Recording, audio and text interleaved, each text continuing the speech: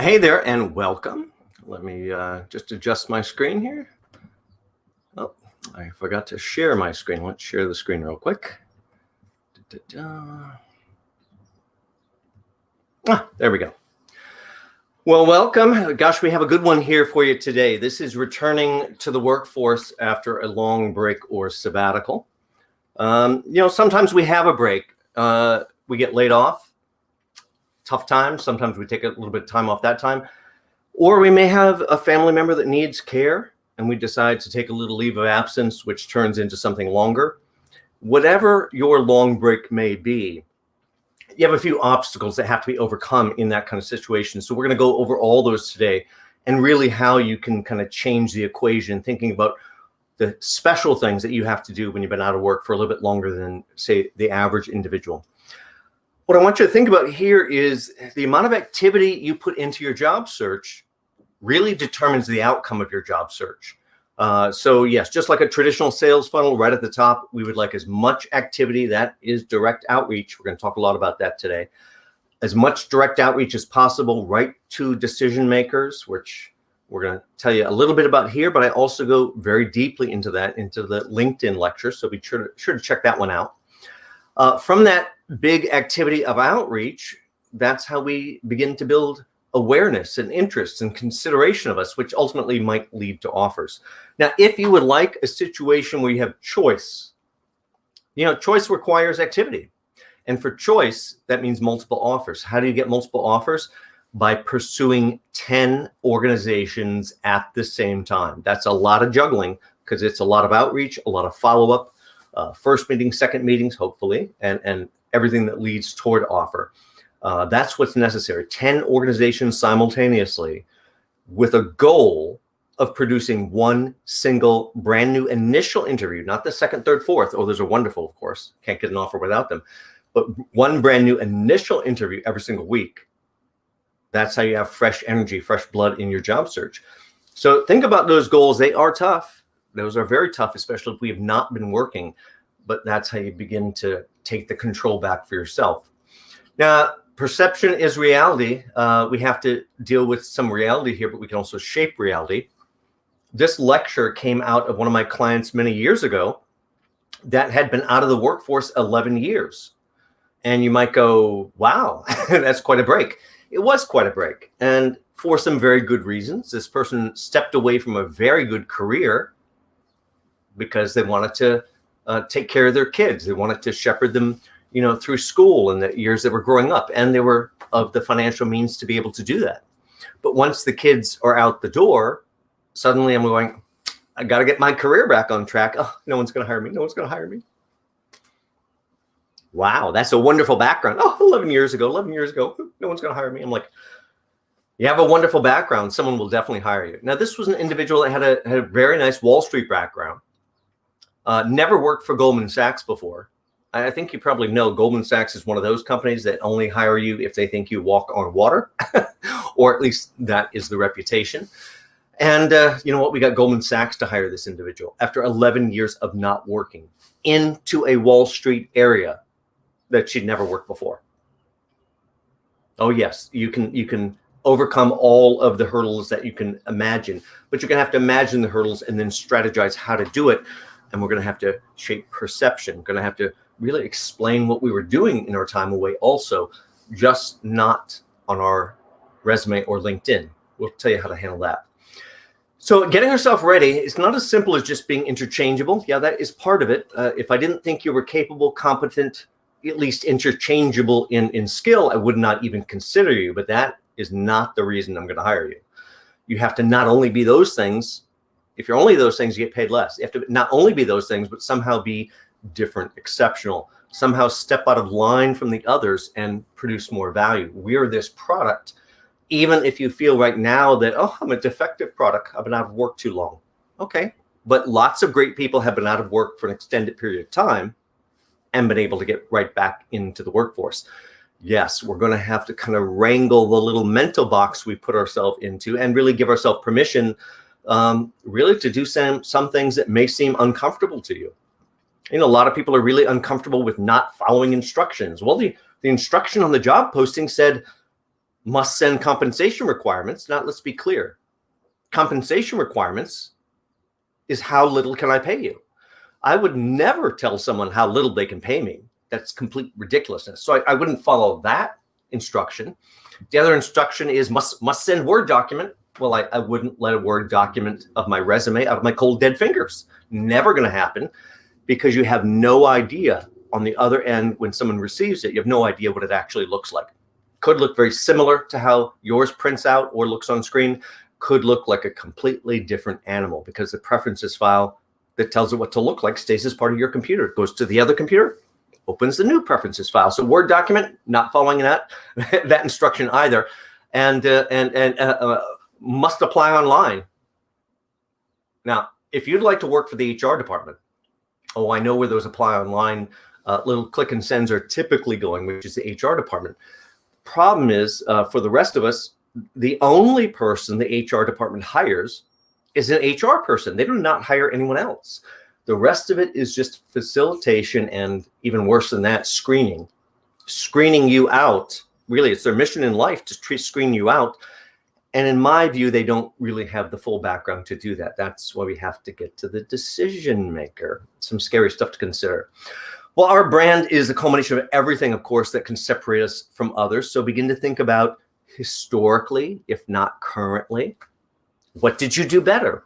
Why did you think you were the best thing since sliced bread when you were out there working? How did you beat your competitor way back then, before maybe we took a break and really slid down that slippery slope where we lost our confidence? So either think about why you are or will be that standout in your field, because you're going to have to be able to communicate that. Now, we're going to change reality simply by changing perception, and it's a little bit easier than you think. You're going to think about every single part of your background, all the different reasons you could be valuable. Well, not about the break itself. We'll come back to that. Filter everything through this singular question. What rises to the level of convincing them that it's the very best business decision they're going to make today if they choose to hire you? And then, of course, those things become how we center our story, how we focus the story kind of with laser precision on the resume, and a more broad, how do we change that into a three-dimensional sales brochure for ourselves over on the LinkedIn side. And, of course, on both of those, we have to deal with the fact that we have this large gap, this sabbatical, this undiscussable piece here. Small changes change perception. Now, if you've not seen me before, John Crant, author, career coach, and speaker, I might say resume and LinkedIn guru also. Now, you should know everyone's background is teaching you. So 3 different disciplines on a desk as a traditional headhunter, traditional recruiter, have to go into the competitor company, lure the person out, shepherd them over through the interview process, up to the altar, get their offer for them. Very similar to being a glorified dating guru. Very, very, very similar. Spent 3.5 years the entire time in recruiting as the national trainer. So 100 office recruiting system. And as each office would hire potential recruiters, they come into my 90-day program to teach them how hiring really works, which is not really the way people think it works. We wouldn't need a lecture like this one. Of course, I ended up being VP over all 100 offices before moving out to do what I do for the last 10 years. And that's working directly with clients, really helping them reinvent their entire value statement across the resume, pulling it into clear focus, the essence and value of your career on a single sheet of paper. Oh yeah, you heard me say it, single sheet of paper. We'll talk more about that. Translating all of that single sheet of paper as the backbone over on LinkedIn to this three-dimensional sales brochure. All of that is how you're really going to help elevate your brand. Of course, last 10 years also, I've given many lectures for many organizations. Won't give you the laundry list today. You can check out my book on my website or over on Amazon.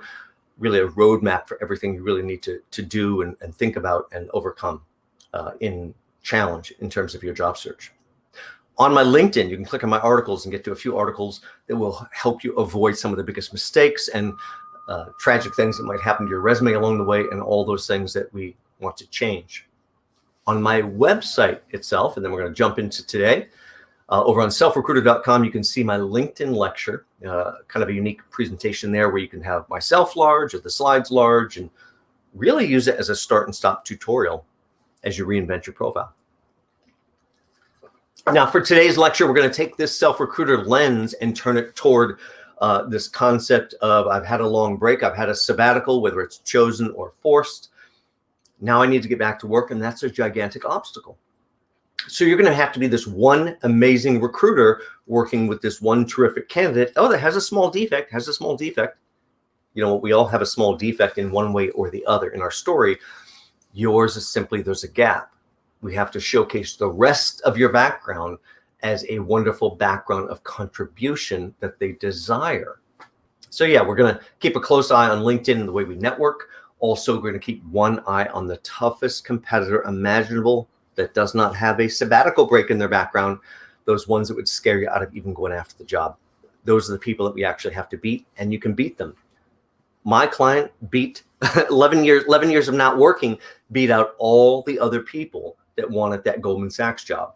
Now, that was a compliance job. As I said earlier, had never worked in compliance, worked trading floor. And so you have to think about, well, who was after the Goldman Sachs compliance job? Everybody else in Goldman Sachs that wanted the compliance job. Everybody at Goldman Sachs competitors in compliance that wanted the Goldman Sachs compliance job. Ooh, let me raise my brand, move over there. And yet my client beat out every one of those folks right at the 11th hour, even by calling that cell phone and whispering some persuasion into the manager's ear until that offer dropped toward my client. This is about gently aligning as many dominoes as possible to get them to begin to fall your way. Your job is to be persuasive and be knowledgeable, be ready, full of that energy to get out there and present yourself. Well, let's get right to the elephant in the room. You know what it is, your sabbatical. Sabbatical is a tough thing because we sit and think about all the things that have to be dealt with. We're going to come back to each one of these. We're going to talk about the unspoken objections today, because just because they don't mention them does not mean you don't have to deal with them. You have to, well, in our normal interview life, we may have to deal with those kinds of things they don't mention. But when you have a long break or sabbatical, there's a great many things going through their brain they may never mention, and you have to address them in what you say, whether they actually ask you directly or not. Otherwise, you leave a blockage, an unchecked box in their mind, and your competitor can get in there. Ready or not, your non-work life's about to change. I bet you have not been sitting home with your feet up having bonbons. I bet you've been out actually doing something interesting or engaged in something that was taking up all your time.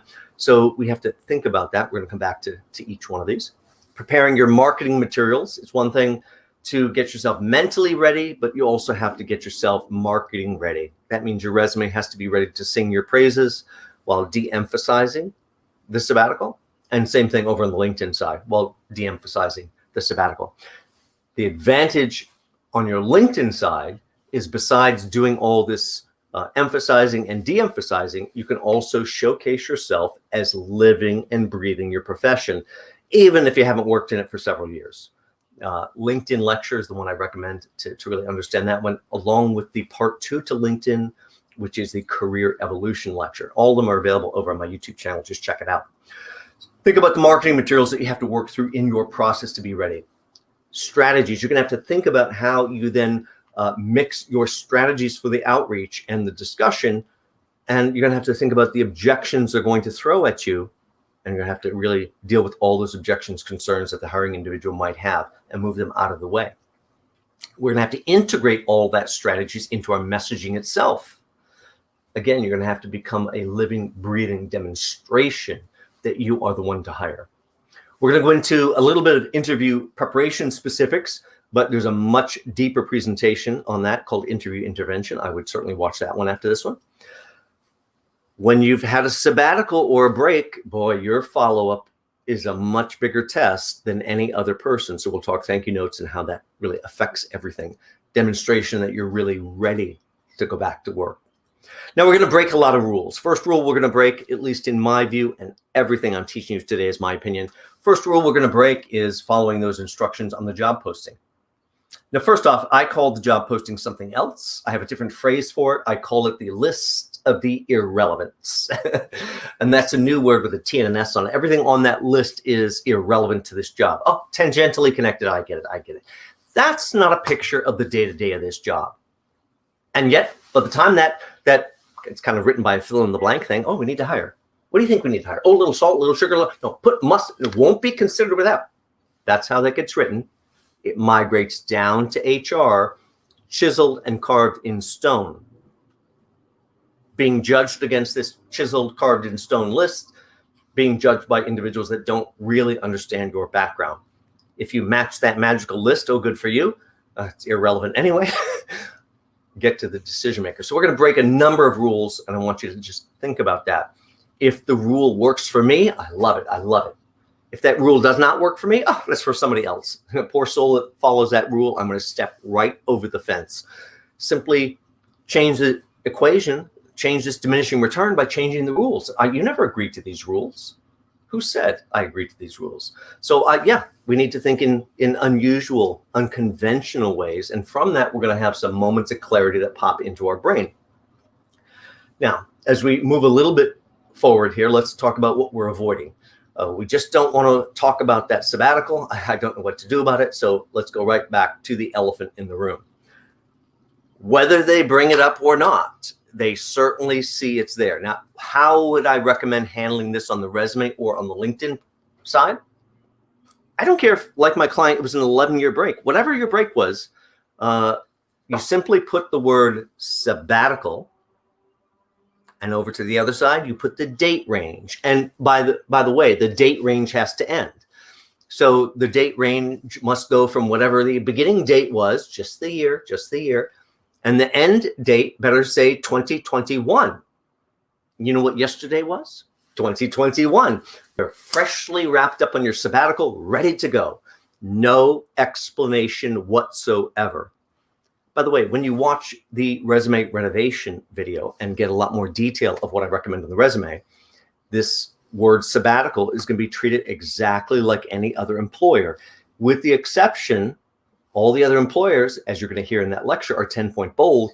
Simply put sabbatical in bold, but make it 9-point, ever so slightly smaller than the other brands, so it pulls less focus. Simple word, sabbatical, date range, the rest of your background, no matter how long ago, that is the story. Don't focus the story on the wrong thing. So this sabbatical here, what's our problem with the sabbatical? What is a sabbatical? Well, traditionally, it's a period of leave granted to people like teachers, every 7th year or something like that. Over time, it's become to really mean any rest from work or really any absence in your career. We explain it away with this word, which has a feeling that we've gone off somewhere to refresh and re-energize ourselves rather than getting stuck in the ditch somewhere. Frame of mind is very important. So let's go back to how we usually think about sabbatical. Guilty, embarrassed, I had no right to take it, I have no excuse for it, I'm worth less now than I was before, I'm certainly not at full speed because my skills, I'm out of touch, I'm out of sync, maybe I'm desperate. By the way, my client that had the 11-year break, when I first spoke to them, they felt a little desperate, out of touch, out of tune. That's a mental condition or box that we build for ourselves. They had to really go back and rediscover all their amazing career, all their contribution, realizing how valuable it was. They had to begin to drink a little of the Kool-Aid, their own Kool-Aid, because these things can't enter into our mind. This guilty, embarrassed, everything else. Why? Because you're supposed to stay on that treadmill forever, like everybody else, a little gerbil running around the wheel over and over and over. When it suits us, and when not, we may need a break. So if it wasn't all those negative things that were just up on screen, can you think of a good use for a sabbatical? What's a good use? Well, I could write a book, I could travel. Maybe there's a once-in-a-lifetime experience that comes my way and I just can't pass it up. Or all of these other things here.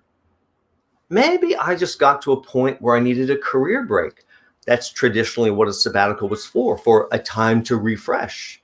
Maybe that's part of it. Or raise a family, or who knows what it might have been.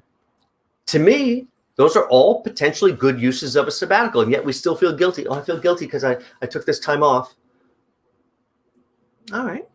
Well, that's part of society's projection upon us. You have to let that part go. Move the guilt out of the way. My view is you should not work until we just keel over. I'm 6 feet under. I can stop working today. Okay. Well, some people like to work right to the very end. because they don't know how to relax or other things. But I'm not a believer that you have to stay on that treadmill the entire time. You do have to be valuable every time you're on that treadmill. That's a very different thing. So thinking about all of this, it becomes a little bit of a rut or a trap that we have to get out of, because we feel we've assigned ourselves no value because other people seem to have assigned no value to us. Those are part of the unspoken objections, part of the, you lost your skill, you don't have current experience, I don't know how long it would take you to get up to speed. Oh my gosh, there's a lot of things that are in their mind. You're probably uncommitted, you're probably undependable, you're unstable, unskilled, unreliable. I know you're defective in some way. We all are defective in some way. That's the nature of being a human being.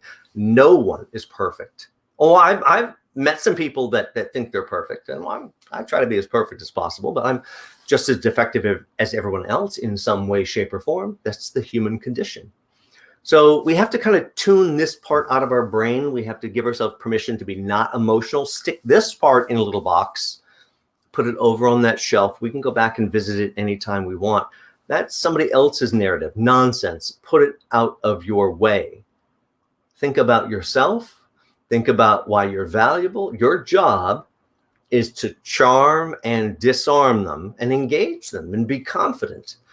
Now, as I do say in a lot of my lectures, really, there's only two reasons you're ever going to get hired. And it applies in this situation too, even with sabbatical. The only two reasons you ever get hired is, number one, chemistry above all other things. And of course, there's a caveat here. You must be capable, qualified at a minimum foundational level, or I wouldn't even consider you. But the decision comes down to chemistry. Number two decision factor is confidence, confidence in you.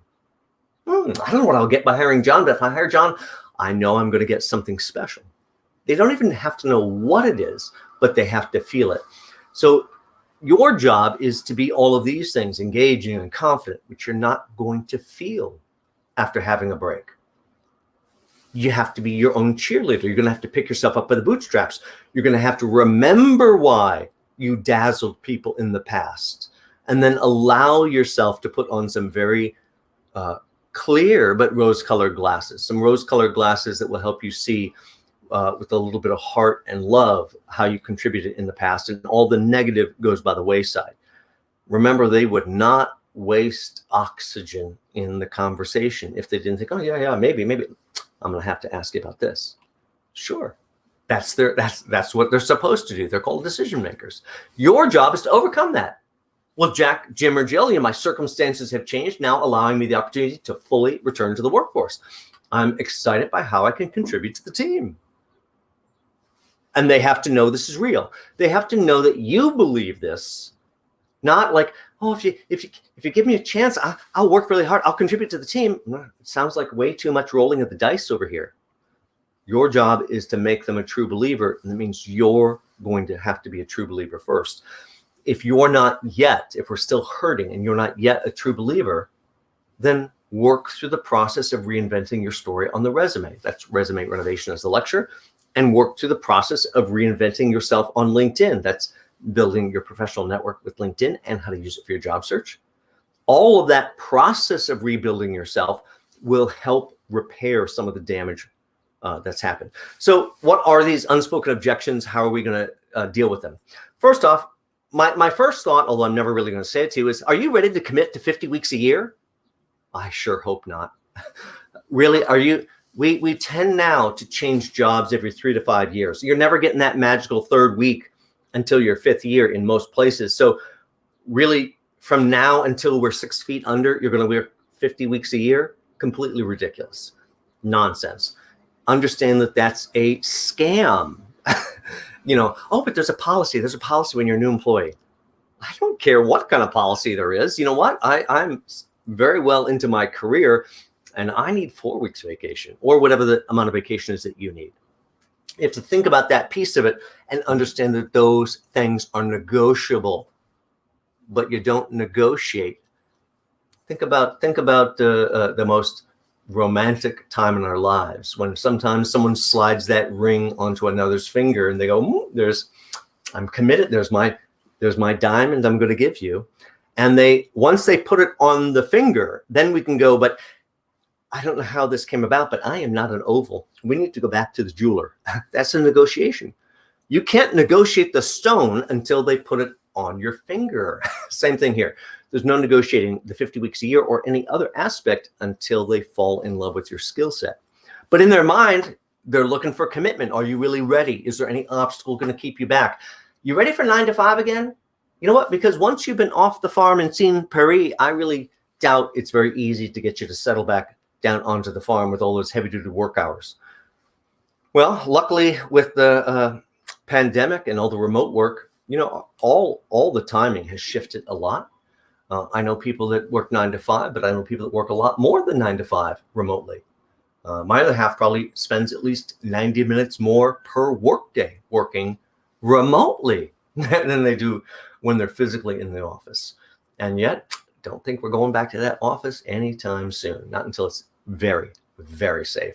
Because there's no purpose. If the work can be done remotely and we can all talk endlessly, there's no difference. You have to understand your value. You have to also stick to your guns. Are you ready for your work goals to come first? Because I know you've had a lot of other priorities while you've been out on sabbatical. Those have to now come second. And you know what? I'm not even sure. I think your battery is probably a little weakened now. I'm not even sure you have the energy to be full-time again.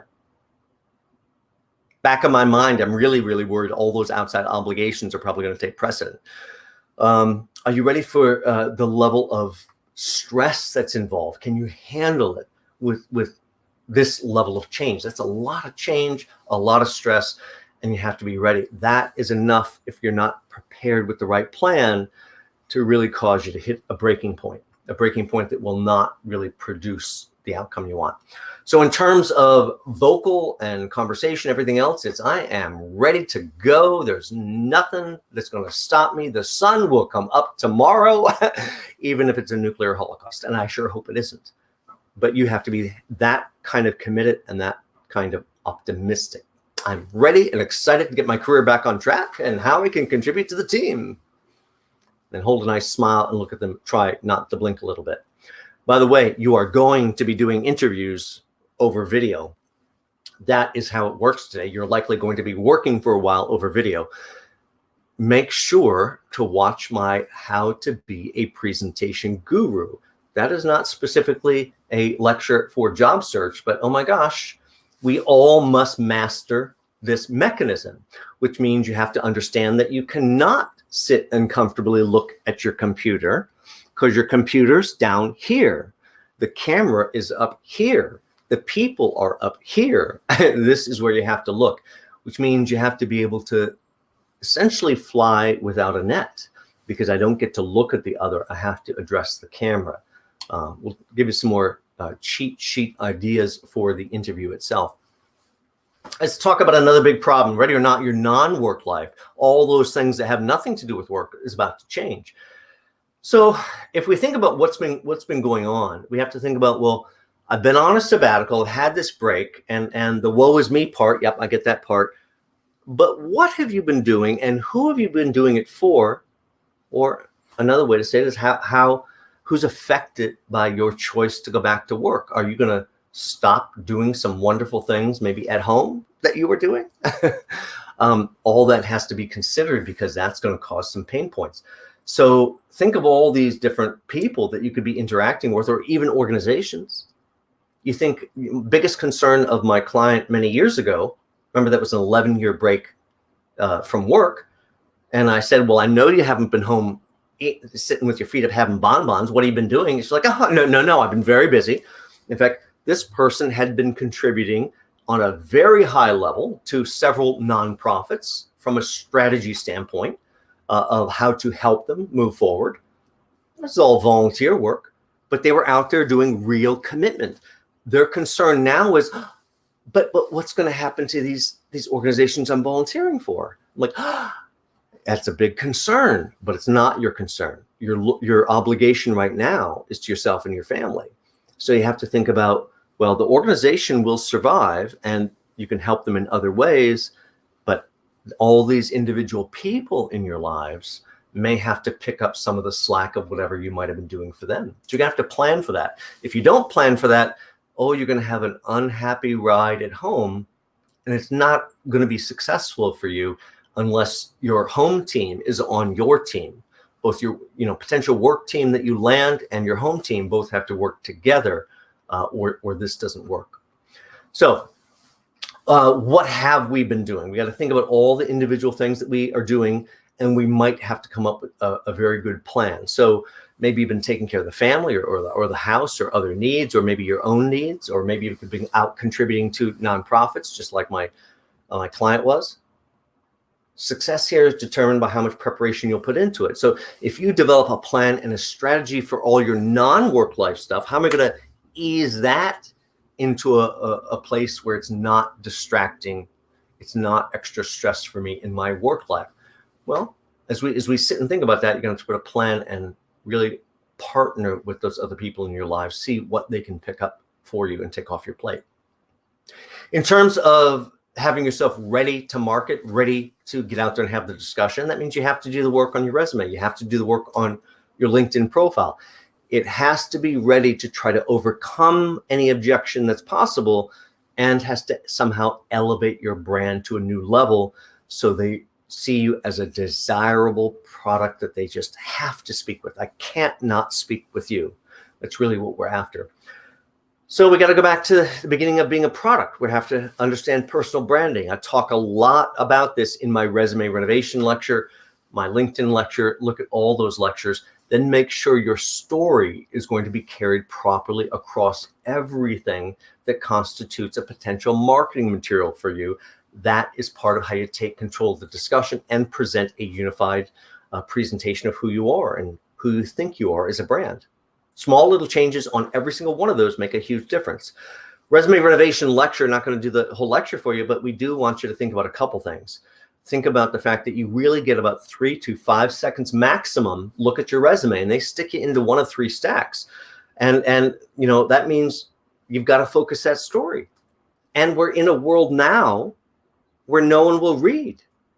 Gosh, when I was given this lecture at the public library, a couple of times a month, I'd step into the room, and every time I'd be waiting for the lightning to strike me when I'm saying, no one wants to read. No one wants to read. End of the sentence. That portends some awful things for our future as a society. But if you understand that no one wants to read, why would you put sentences on your resume? If I'm reinventing a client's resume, not a single sentence anywhere on the resume.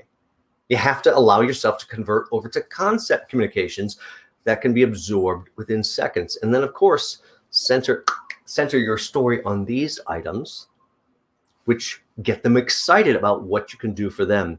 Because even though it's about you, it's always about them.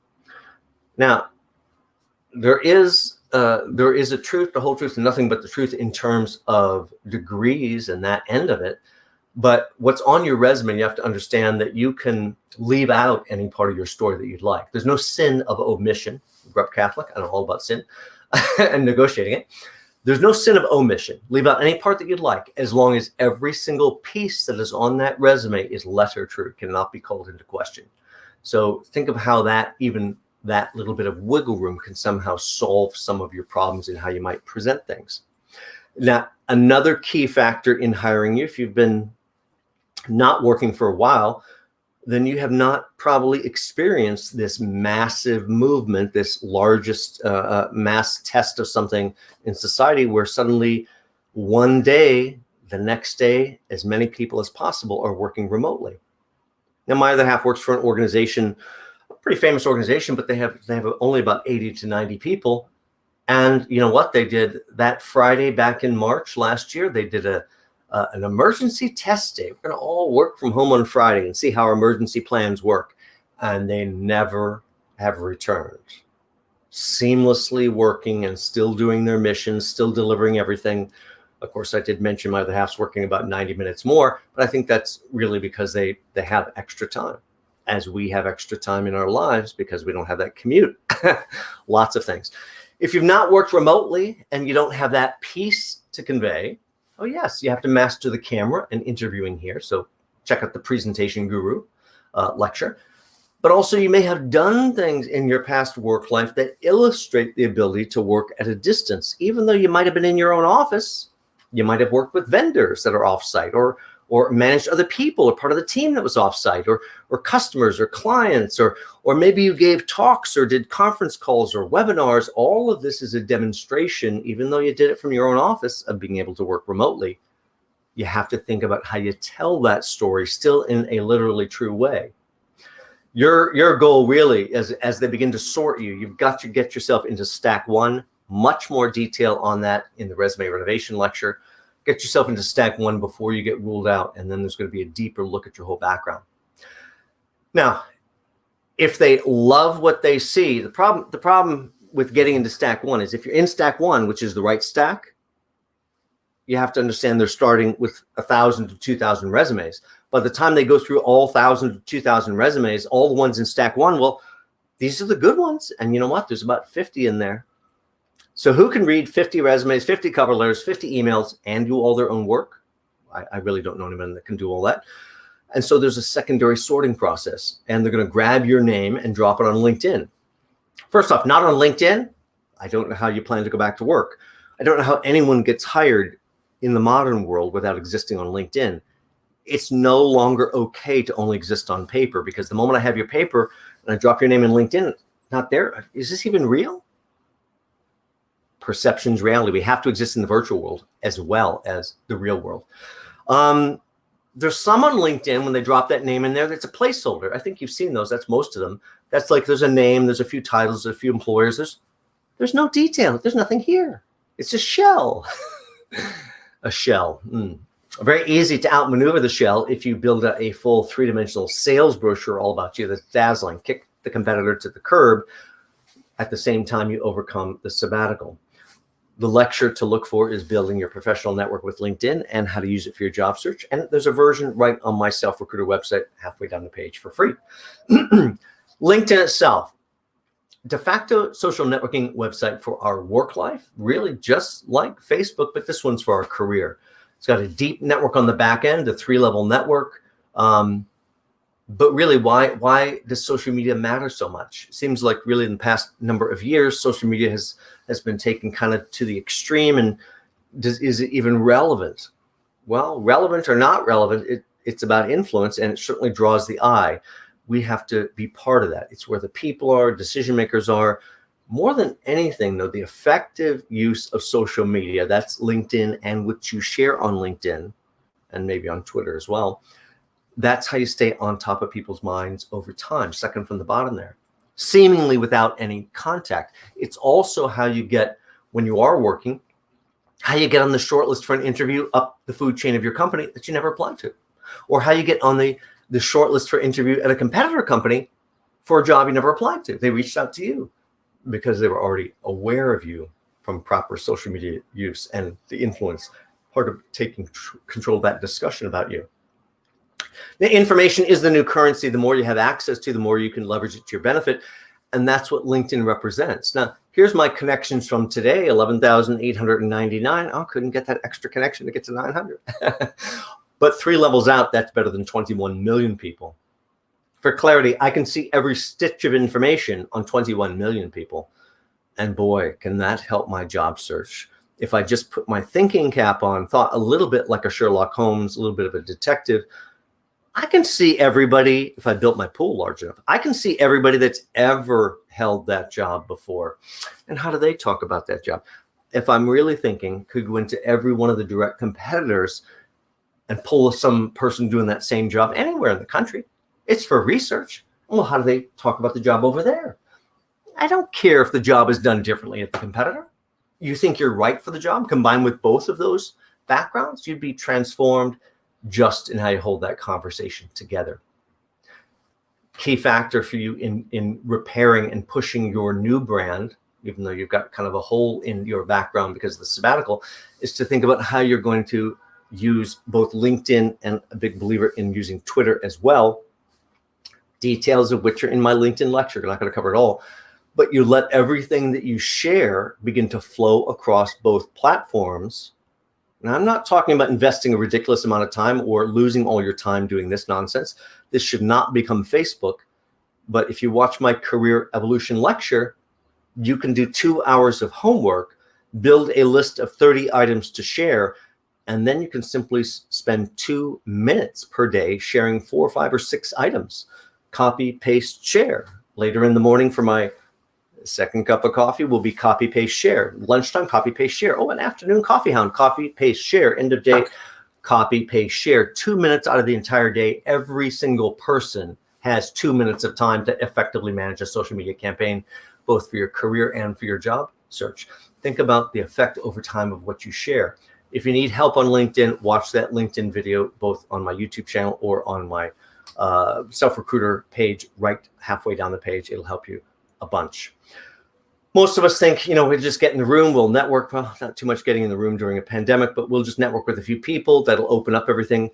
Well, networking today is really over this vast network of connections and allowing technology to begin to change things. So yes, my recommendation is to link with as many people as possible. And really, I don't care if they're in India, Russia, or China, or in janitorial services. None of that matters, because it's never actually about who you connect with. It's about those 2 or 3 layers behind that individual that you own forever. So yes, absolutely, I'd be connected to every human being on this planet if I could. And then I'd be sitting on all the gold. Now, next step is to use social media marketing. Proper use can speed things up for you, can solve some of the problems, can maybe even showcase yourself as having the finger on the pulse. How can I have the finger on the pulse when I haven't worked in X number of years? Because now you're showcasing yourself as living and breathing your profession, just like I teach in the Career Evolution lecture, where they're looking over your shoulder to see what you're reading, doing, sharing, attending, what is drawing your interest. By the way, passion does not require payment. Oh, there's no payment here today. This is all free of charge. Certainly passionate. Why don't you be passionate about your field? Someone doesn't have to pay you for the passion. Let's see you living and breathing your profession and commenting and becoming alive until I desire to have a person just like you. Huge way to use social media marketing to overcome. Another way, because you may feel like, well, I can't give my own voice after being so disconnected. Okay, I get it. You don't have to be. You could become an information aggregator. You could set up a few Google alerts, or whoever you might use for the alerts, that would send potential articles all about your field or the field you'd like to get back into right to your email box. Then you could pick and choose and become the information aggregator, sharing constantly what's going on in your field. So they're looking over your shoulder to see what you're reading, doing, sharing, attending, and drawing your interest. It's as simple as that to change perception. Of course, goal is to really ultimately, through social media, to get them onto your LinkedIn profile. They'll go, oh, who did this? Click. And then they're on your sales brochure. I hope when they get here, you have a decent headline, which is not your current or most recent title and employer. Snooze fest. I bet you can say something much more compelling than that. Make sure you're also at 501 connections, which will get you labeled 500 plus. You cannot be considered a mover, shaker, finger on the pulse until you are labeled 500 plus. Your competitors will eat your lunch. Let's kick our competitors to the curb. Over on LinkedIn itself, then this series of shares, this series of things that you put out there, yeah, these contain me because I'm a public speaker, but just imagine these are all things about your industry that you're sharing and commenting on. And suddenly all this potential reach that you can have, that suddenly people begin to look back at your profile, begin to think about your contribution. There's interactions that come out of all that. So let's walk you through a basic job search plan itself. By the way, I have a lecture just for this one called Supercharging Your Job Search. It'll give you a lot more detail than this. But really, I think you need to get off the internet and stop looking at job postings. Well, not completely. It's tragedy that so many people think that a job search is sitting on the internet looking at job postings. What that actually is tragedy. You're wasting 50% of your time. About half of all job postings you see are not real in the first place. They're not real based on how those advertising spots are sold. They are sold up to 1 year in advance. I did all the national contracts at the 100 Office Recruiting Company. Only way you ever get a good deal is to, well, how many could I use this next year? I take that number to the sales rep. We do a little horse trading. I sign that contract. Those are use them or lose them in 12 months. No idea 6 months or up to a year ago what I'm going to be hiring today. That's a trap. It ends up that I begin to post things I may hire someday, has really very little relevance on today. Flip a coin. Real job search to me is reversing the entire process, putting together a list of organizations or companies that you're dying to work for. By the way, being dying to work there cannot be because you see an open job. That is about you. Nobody cares about you. Well, I care about you. Nobody cares about you. This is a date. It has to be about them. So genuine reasons why you're dying to go work for this brand. By the way, as long as they're real, it doesn't matter how tangential the reasons. Oh, I love their image. I love their product. I love this. Whatever you love. I love the position in the marketplace. I love their stock price. Doesn't matter as long as it's real. If it's not real, it's not going to work very well for you. Now, you may be going, well, I don't think what John's saying is possible. Oh, but if it were. Okay. How do I work backward? Align the sun, the moon, the stars, working backward to figure out the steps. That's not too difficult. Work backwards. How do you think I got to where I am today? I looked at others and said, oh, I'd like to do that. Oh, I've never done it before. Oh, I'm an expert, but I've never been a public speaker and everything you see now. I just looked at some people that were already like there and go, well, what do they have that I don't have? Oh, they have a book. Well, I could write a book. They have the expertise. Well, I have the expertise too. They're okay speaking. I think I'm pretty good speaking. A little bit of difference there. So you have to think about what's missing. Media quotes. Oh, I didn't have any media quotes. Not that difficult to go get those things. Devise the steps for your job search. Discover the decision makers. Well, we teach you that right in the LinkedIn lecture. So watch that. We take you through the exact steps to reverse search and find a decision maker. And what was their title? Decision maker. Their job is to object to you. When somebody, you don't have this background, John. You think I'm happy they're accusing me of not having something? Actually, I am, because I'm not emotionally connected to the conversation. I'm running it like a chess game, a strategy game. And you know what? If they're challenging me, I realize they're interested. They're thinking, oh, yeah, maybe ask him this. See how he puts his thoughts together to overcome this. Overcome those objections. Get the meeting. Dazzle them. Have them either give you the job or create the job for you. Now, to give you a little bit more detail, choose the companies or organizations. Open LinkedIn. Reverse search LinkedIn, the way I teach right in the LinkedIn lecture video. Watch that. Reverse search LinkedIn. See or imagine where your job is or where it would be. Reconstruct the organizational chart. You've worked for companies like this in the past. Think about your brain power. Think about how they're structured. Search the titles and pick people up the food chain. Don't be shy. Up. Down, all the way down to admin level for very strategic reasoning. Don't leave those people off. Very, very important. And left and right into a couple surrounding areas. What you've done is you've effectively surrounded your own job by connecting or reaching out, opening the profiles of the 25 to 30 people that you'd likely probably have contact with every day or at least every week if you had that job. Open the profiles, ask to connect. Those are really each both a hook and sliding a worm on the hook and tossing them out in the pond and really just being brave enough to wait as they wiggle around until someone touches it, clicks your name, and they're on your sales brochure. This is part of how you warm up your audience. By the way, I ask them to connect. Simple message. You write one time ever, copy and paste forevermore. I love to connect with other professionals in our niche or niche, depending how we like to say that, comma. And of course, I'd love to add you to my professional network on LinkedIn. Says you don't know me. I'm professionally appropriate, gives them a gentle little stroke to the ego. Out of the 25 to 30, you probably get 10, 12 acceptances pretty quickly. Oh, I know you want them all, but that's not the point. The point is to get them to click on your name, open your sales brochure, begin to fall in love with your background. Now, this is a sales process, so there's no point in waiting. I simply open, ask to connect, and I don't wait for the answer because the answer is completely irrelevant. Now, I simply look at the 25 to 30 and using your own brain power, who do you think or who I think would be the 3, 4, or 5 decision makers likely involved in the discussion for a person like me? Those people, of course, I've already opened it and asked to connect. I didn't wait for the answer. Those people now I directly email, not in-mail, directly email right to their individual email box. Dear Jack, dear Jim, dear Jill, I just had to reach out and introduce myself to you. By the way, that script is in many, many of my lectures. Watch the lectures, it'll walk you right through the script. Definitely in the LinkedIn lecture as well. Wherever your first step is here, understand you have to kind of set up something that's a repeatable process. And your job is to get over, give yourself permission to get over whatever happened to you about being separate. Now, we have to be ready for the discussion as well.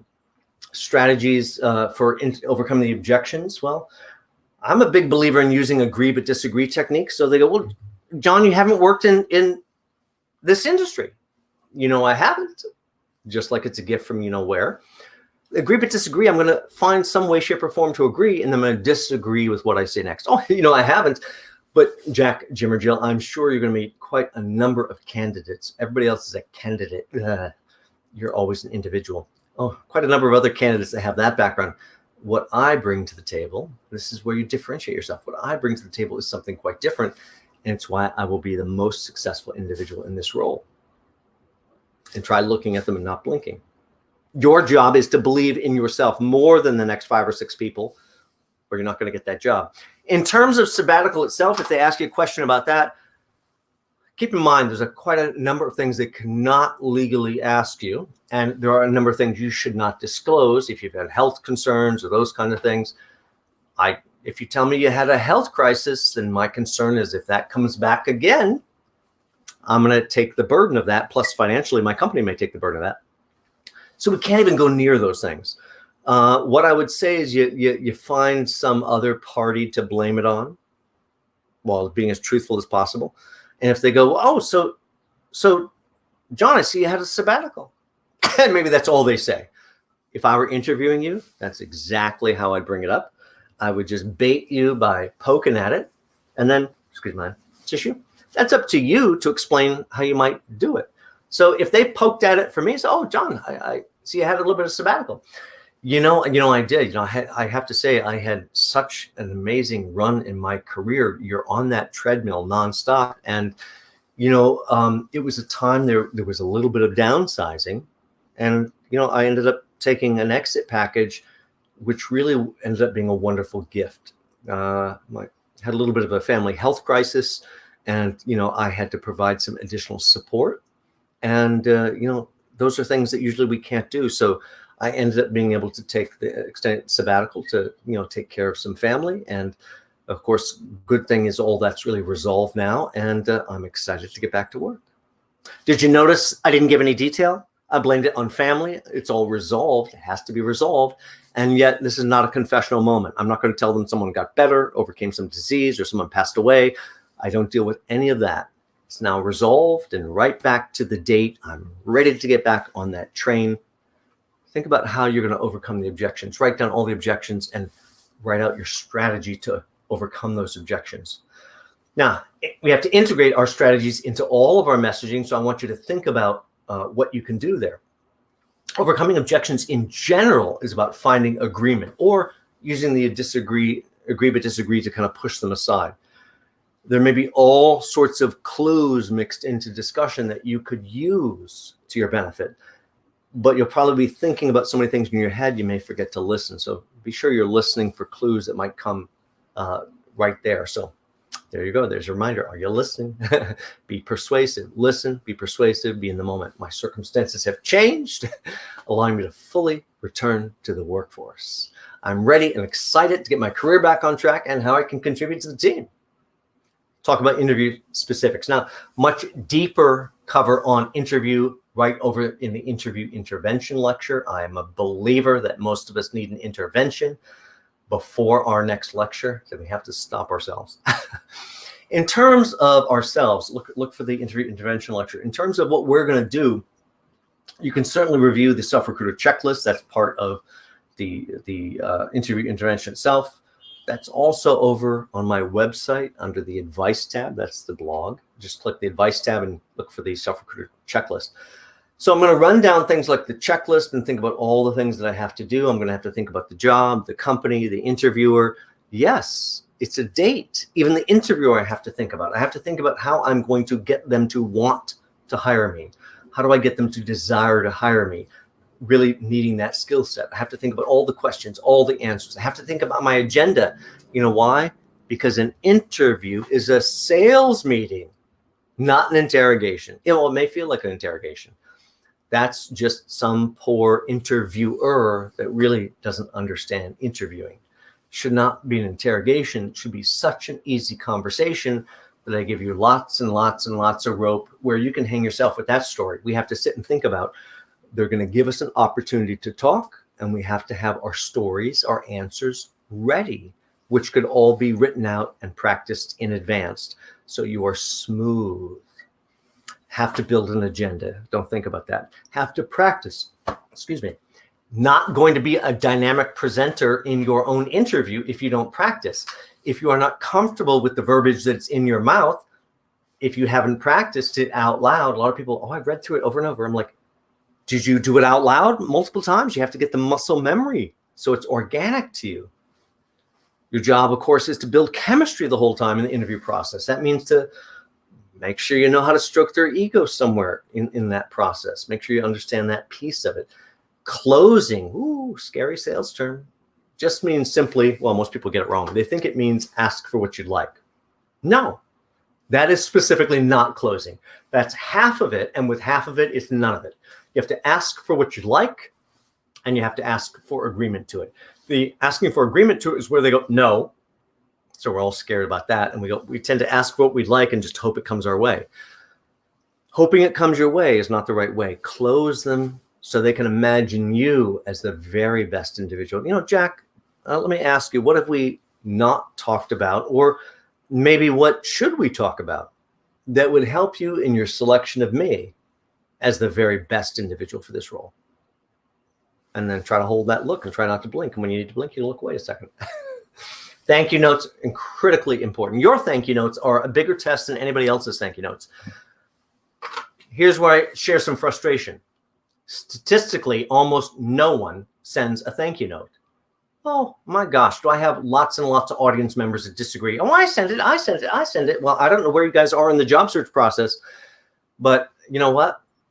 From my own experience, almost no one sends a thank you note. Would you like to stand out? Why don't you send a thank you note? But if you've had a sabbatical, your thank you note is more important than anybody else's because it's also a demonstration of how you will seamlessly re-enter work life. Part of your process too is to be ready with your sales pitch at all times. Think of the elevator pitch. Well, I call it the best 25 seconds of your life. The problem with how most people frame an elevator pitch is they go, minute, 2 minute type of pitch on your background. If you try to write out a minute or 2 minute pitch on your background, good luck. By the time you try to read it and say it, you're at 2-3 minutes and everybody else is going, I hope you end soon. Best 25 seconds of your life. Get it to 25 seconds or less. I'll give you a great demonstration. One of my clients years ago came up with the best elevator pitch for their background. A great elevator pitch has almost no detail. And yet what is there is so visual, it pops in the brain. So my client was networking with someone. They happened to get to a restaurant. They were networking with a random person. They'd just come out of my interview lecture, and there's a lot of technique in there. And so they heard this technique, and they go out to meet some friends for dinner. This was long ago, pre-pandemic. And friends were not at the restaurant yet, so they said, I'll go up and have something cool, refreshing while I'm waiting. And then suddenly there's this gal 2 seats down to the right. And of course, my client goes, I think I'll try some of these random techniques on this person 2 seats to my right, and strikes up a conversation, which is all about the other person. It's always a date, no matter what. Get the other person to talk, lure them up on the soapbox. They said all these wonderful things. They felt so good. Oh, I know why you feel good, because I lured you up onto the soapbox. You're telling me all about you, which is everybody's favorite subject. And then they're going to run out of oxygen. They're going to go, what about you? Great. Oh, what do you do? Oh. Keep in mind, my person was unemployed. And here's what they said. What I do is very interesting. You know what architects are good at? Architecture. You know what they're not very good at? Running their business. That's what I've done now. I actually have run the back end of several architectural firms. I'm looking for a new opportunity right now. Almost no detail whatsoever. Clear clear, crystal vision of who this person is and what the value they bring, and potentially how you could connect them. That's 25 seconds or less. Work on your thing. Be ready, be persuasive, be knowledgeable. It's your job. Show them that you are ready to go back to work and whatever came before did not matter.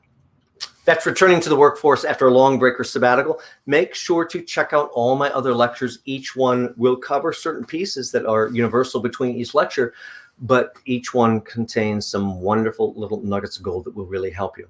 If you're struggling with your value, really not representing what you know to be your real value, feel free to reach out to me. I think you know where to find me over on the Self-Recruiter website. All my packages are under the Services tab. Whether it's reinventing your resume and that whole story, distilling down your entire narrative to the essence and value of your career on that single sheet of paper, or whether it's about taking that as the backbone, skeletal system, structural system to LinkedIn, and then adding back all the interesting layers of the story, not the dull stuff, the interesting layers that transform it into this three-dimensional sales brochure. So you end up with two marketing tools that work together synergistically. If you need help, reach out at any time, and we'll see you guys soon. Take care. Thank you guys for tuning in today. Appreciate it. Have a great holiday weekend coming up, but hopefully we'll see you on Thursday, and great lecture coming up on Thursday as well.